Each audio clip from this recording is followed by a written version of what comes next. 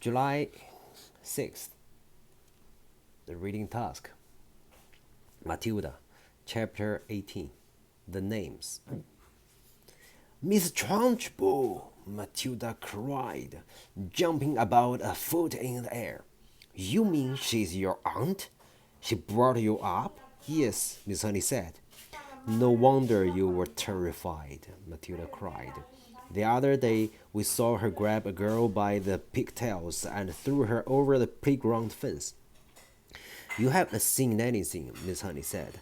After my father died, when I was 5 and a half, she used to make me bath myself all alone. And if she came up and thought I hadn't washed properly, she would push my head under the water and hold it there. But don't get me started on what she used to do. That won't help us at all. No, Matilda said, it won't. We came here, Miss Sunny said, to talk about you and have been talking about nothing but myself the whole time. I feel like a fool. I'm much more interested in just how much you can do with those amazing eyes of yours. I can move things, Matilda said. I know I can. I can pushing things over. How would you like it, Miss Honey said, if we made some very cautious experiments to see just how much you can move and push? Quite surprisingly, Matilda said, if you don't mind, Miss Honey, I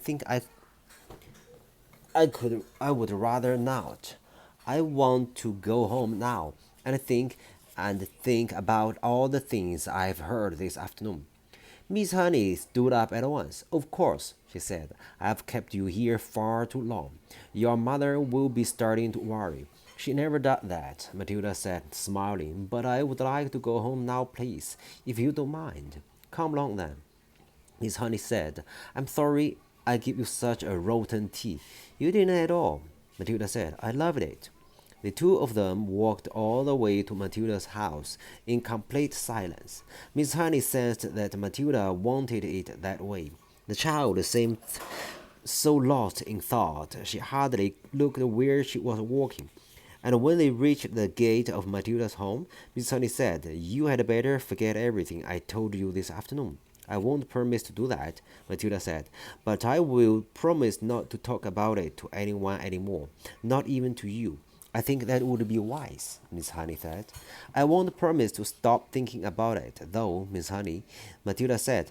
I've been thinking about it all the way back from your cottage, and I believe I've got just a tiny little bit of an idea.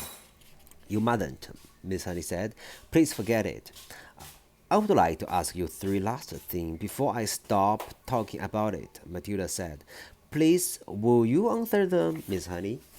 Miss Honey smiled.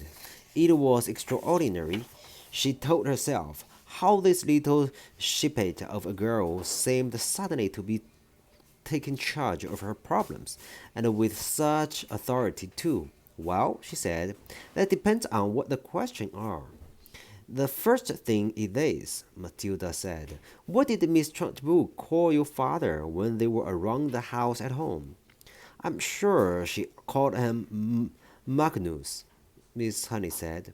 That was his first name. And what did your father call Miss Trunchbull? Her name is Agatha, Miss Honey said. That's what would have called her. And lastly, Matilda said, What did your father and Miss Trunchbull call you around the house? They called me Jenny, Miss Honey said. Matilda pondered these answers very carefully. Let me make sure I've got them right, she said. In the house at home, your father was Magnus, Miss Trunchbull was Agatha, and you were Jenny, am I right? That is correct, Miss Honey said. Thank you, Matilda said. And now I won't mention the subject anymore. Miss Honey wondered what on earth was going on in the mind of this child. Don't do anything silly, she said.